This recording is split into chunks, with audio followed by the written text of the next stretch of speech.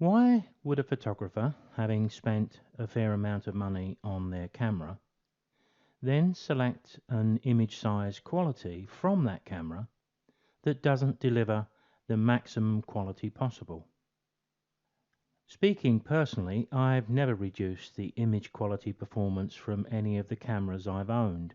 It's why I bought the camera in the first place, for the quality of the images. But perhaps I can think of one example why we may consider it, and I'll talk about that a little later. I take the view that I can easily crop or downsize a top quality image. What I can't do is to upscale or create a high resolution image from a lower one. And that, of course, brings us to another question also. Do we shoot JPEG images or do we shoot RAW images? And I've discussed that in a separate video.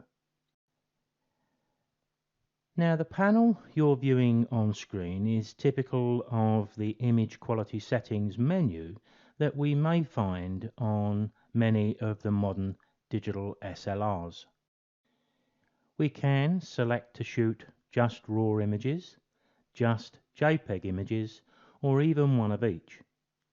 As you will hear in my video titled JPEG v RAW, I choose RAW every time, but that video will explain why. So what we've selected in our image quality panel here is the highest RAW setting we have. Once we select the RAW setting, that selection will appear at the top middle right.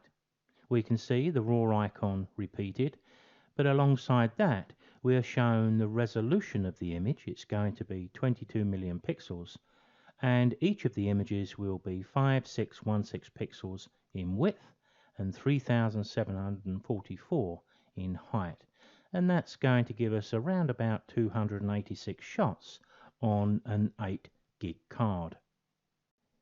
You can also see in this panel that the JPEG option is not currently selected. The red highlight is in fact selecting the None option at the moment. Now, all cameras are going to be different, but you will see two other symbols on the right hand side. The one at the top right tells us that the wheel on the camera body, close to the shutter button, will scroll through the three RAW options. The one on the bottom right indicates the wheel on the back of the camera will scroll through the JPEG options. All cameras will be slightly different, as I've said, and this is why you're going to need your instruction book to hand from time to time. Selecting SRAW1 now tells me that I won't be capturing 22 million pixels, but in fact less than half that at 9.9 million, and the pixel size of each image is reduced too.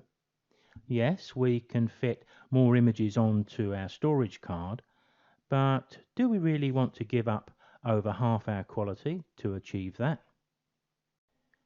The options here also allow for the selection of SRAW2, and now we have the size reduced still further, down to 5.2 million pixels, and an image which is just 2784 pixels by 1856. Sure, we can store 700 images on the card, but at what price? So this has to be a personal choice, but mine is, and always has been, the maximum RAW size, because you can easily crop or downsize a top quality image. You cannot upsize a low quality one without loss of quality. Using the JPEG setting allows us to select any combination of the RAW setting along with any combination of the JPEG ones too. Of course, you can also deselect the RAW quality option, as I've done here, and just select JPEG only.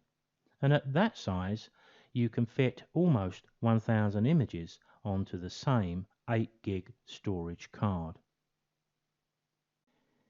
Now, I can think of one reason we may consider doing this, although I would probably still go for the high resolution RAW. Imagine taking pictures at a family event, a birthday, a wedding perhaps, where we don't require the quality of a full-size RAW file. For speed and maybe ease of distribution to iPads and iPhones to family and friends, the JPEG option would then have some appeal.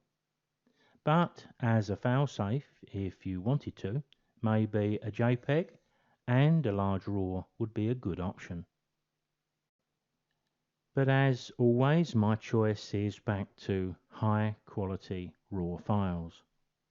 When we turn to cameras other than digital SLRs, we do see a similar amount of choice. Here we're looking at a typical LCD screen on the back of a Canon G16 compact camera. The JPEG option contains 12 million pixels and produces an image of 4000 pixels by 3000 pixels with a colossal 4000 plus image capacity. This camera is currently holding a 16 gig card. The RAW choice on this particular camera is much the same in pixel size, but of course with a reduced image storage capacity.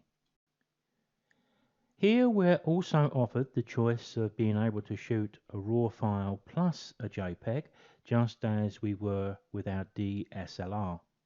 We also get the choice of a large number of smaller sized images which we can shoot with this type of camera. Now some cameras will also offer a choice of aspect ratios, so you could shoot images with a wider format, like this 16:9 choice. 16:9 aspect ratio is what we see on our modern laptops, computer PC screens, and also our flat TV screens. This camera even allows for a 1:1 square format. Now we may deal with the subject of aspect ratio as a separate video.